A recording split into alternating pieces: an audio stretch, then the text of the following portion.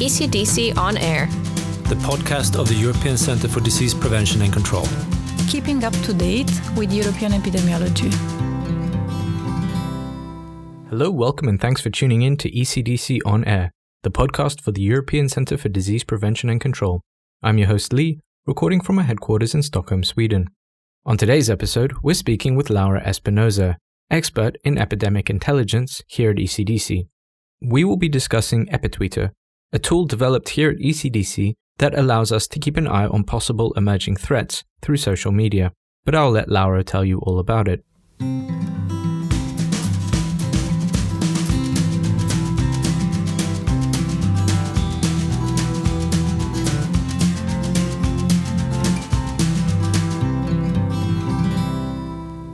So today we're joined by Laura Espinosa, expert in epidemic intelligence here at ECDC. Laura, welcome. Thanks for joining us.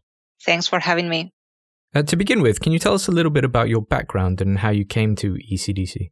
Sure. So I'm a veterinarian by training, and already in the early years at the university, I got interested in this One Health initiative that basically puts together health of animals, humans, and environment. So due to that, and as I said, being a vet, I started doing some internships in the animal and environmental health.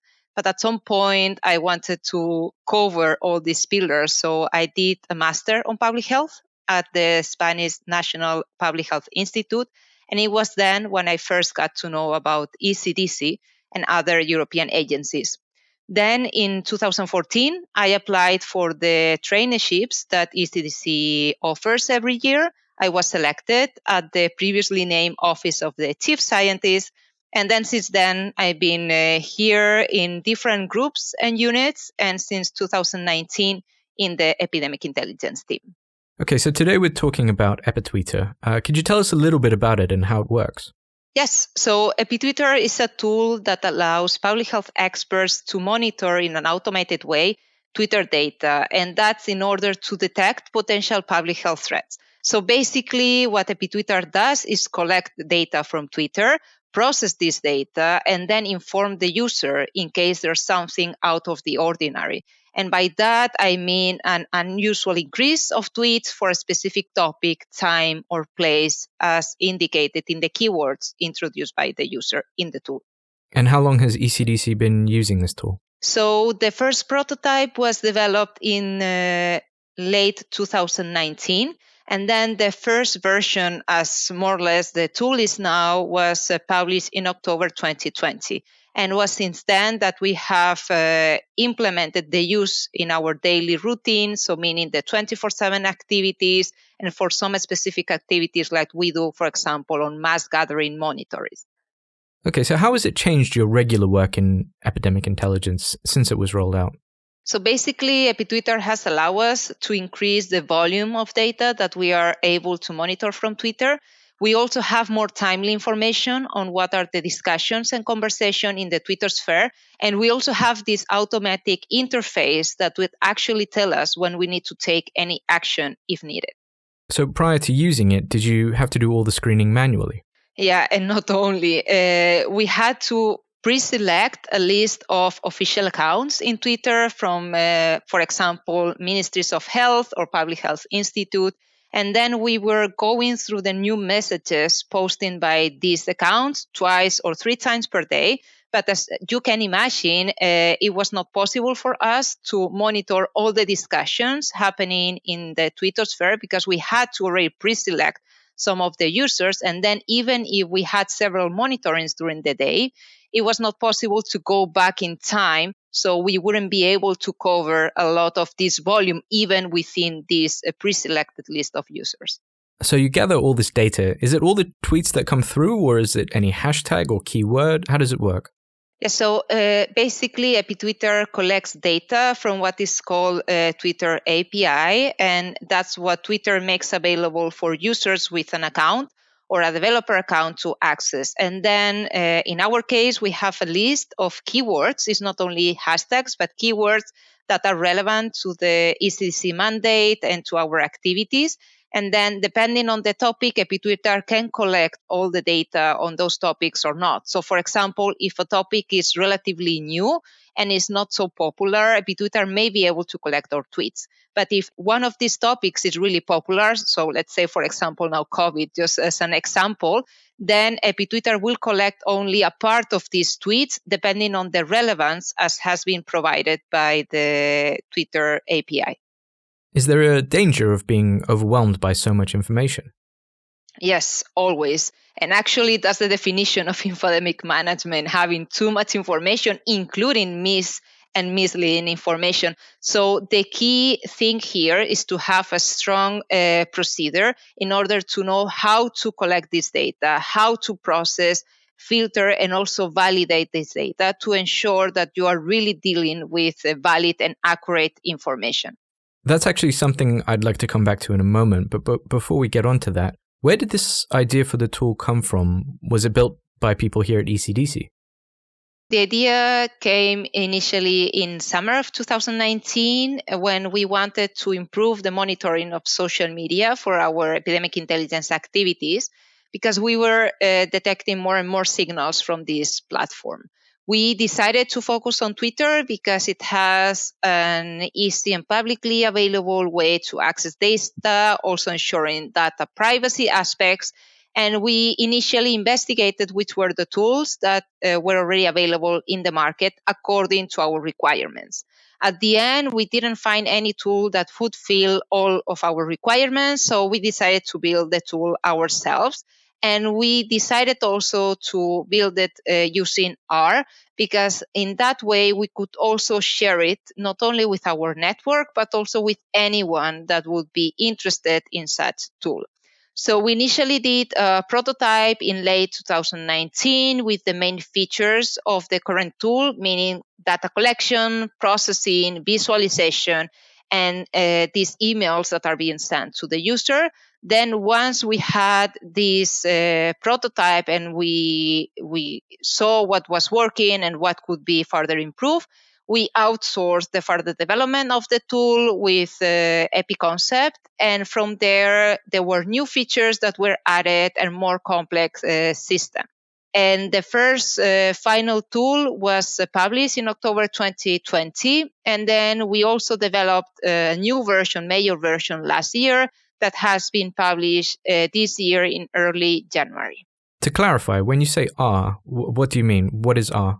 R is a programming language and a platform, and it has several benefits, including that it's free, that it has a huge community behind. It can be run in different type of machines, let's say, and then even though it's a programming language, it has some interfaces like RStudio that facilitate those that are less experienced users in programming to still be able to benefit from this. Why is something like this tool, why is it useful for something like epidemic intelligence? This type of tool is useful because, as you can imagine, in epidemic intelligence, we need to deal with a huge volume of information, but we also need to be timely and effective in how we manage with all these flows of information. And actually having automated tools allows for this, and Epitweetr is helping us regarding Twitter data. So having this type of tool, not only for Twitter, but for any type of source that you want to monitor in epidemic intelligence, it really makes the work easier, more effective, and giving you the possibility to react in a more timely way. Do other centers for disease control or epidemiological institutions use something similar, or is it only ECDC's tool? So there are other tools that supports the monitoring of social media for epidemic intelligence activities. The added value of Epitweetr is that it's free. It can also be configurable to the specific needs of the users because it has a lot of settings that can be adapted to that. And then it has one additional thing that some of these tools don't have, which is a system that will tell the user when their action is needed. So some of these available tools have similar features as Epitweetr, but then the users would need to go to this platform, would need to log in, check what is there. Maybe they can get some messages of new posts, but not really on this signal detection. So Epitweetr added on that side.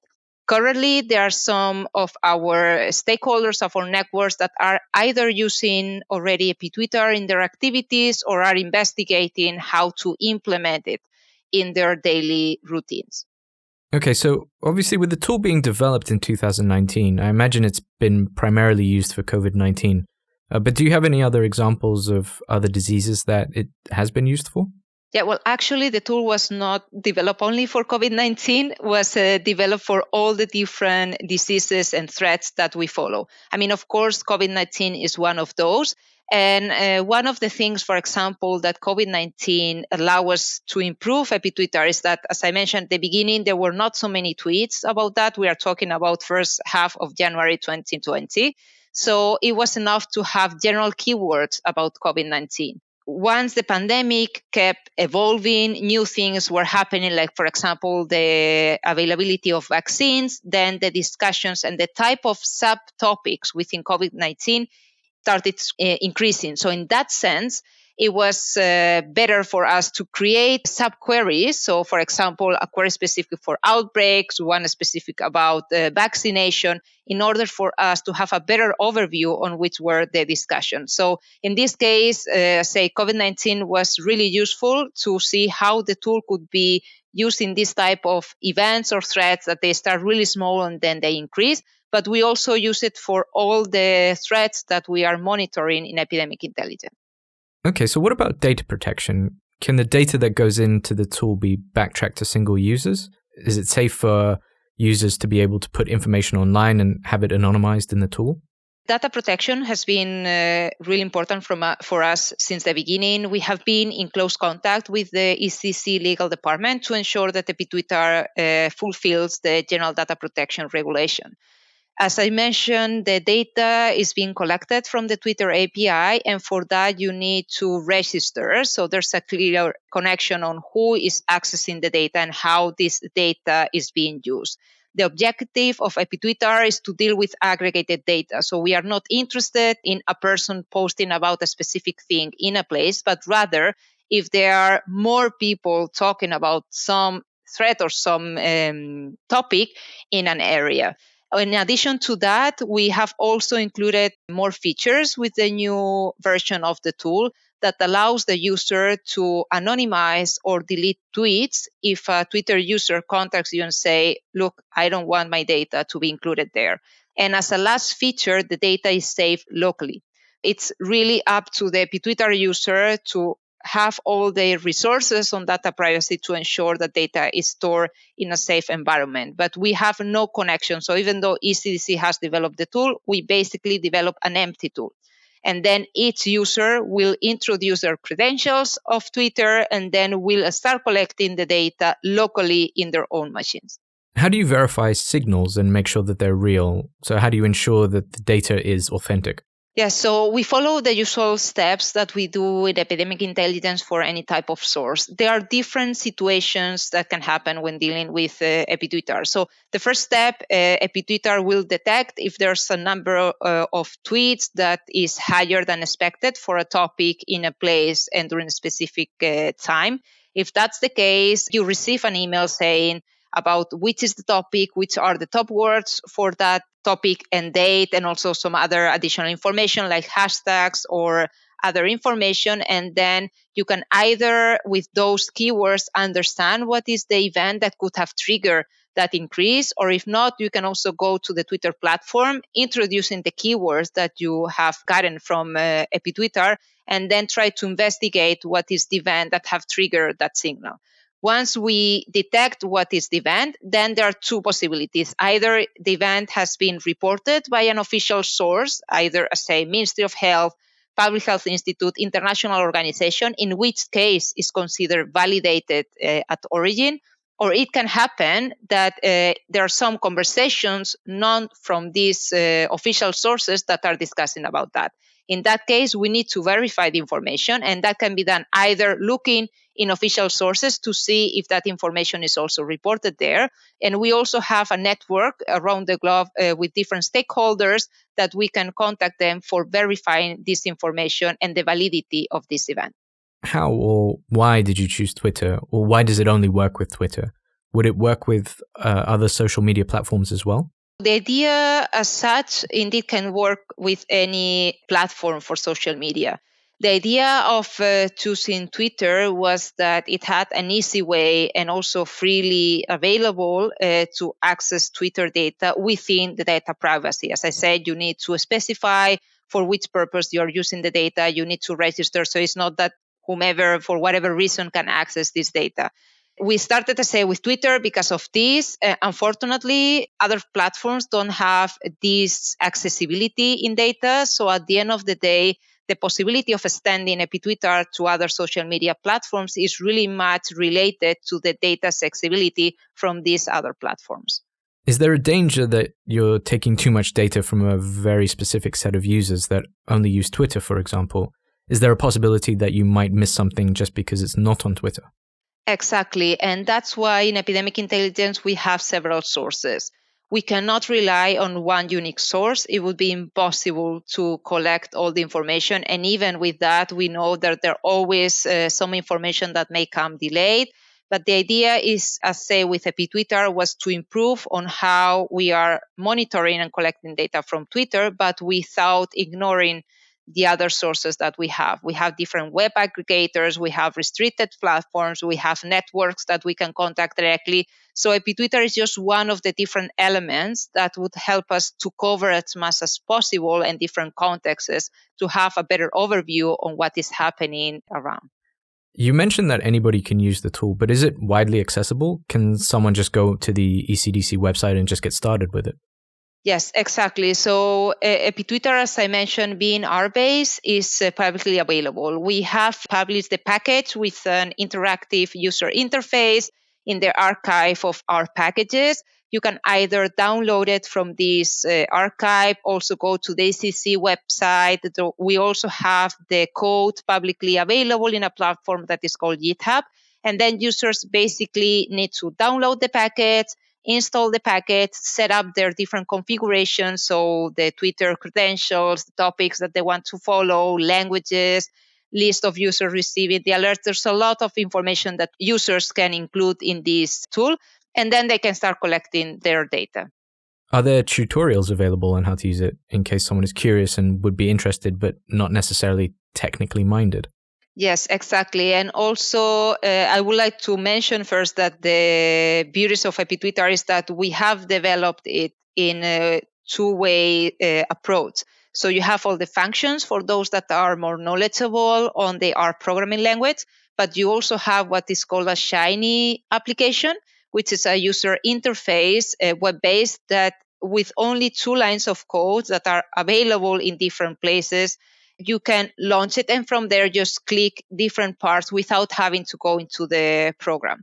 As an R package, we have 2 documents that are always attached to this type of tool. One is about, as I mentioned, all these functions, which is called Vignette.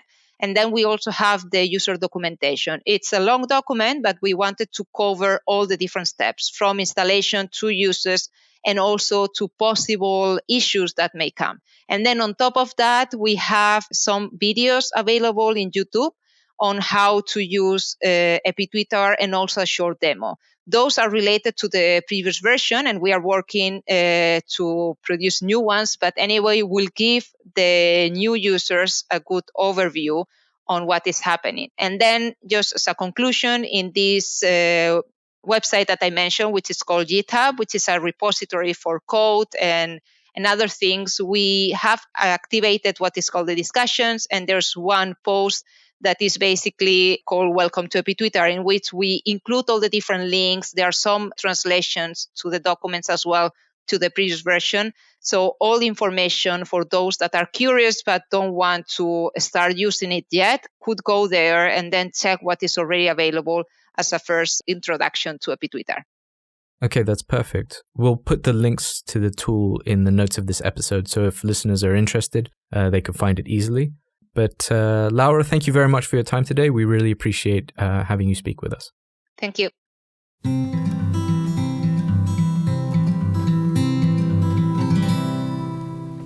We hope you enjoyed this episode on Epitweetr. For more information about the tool, please see the notes of this episode. For more information about ECDC in general, please visit us on the web at ecdc.europa.eu or follow us on social media.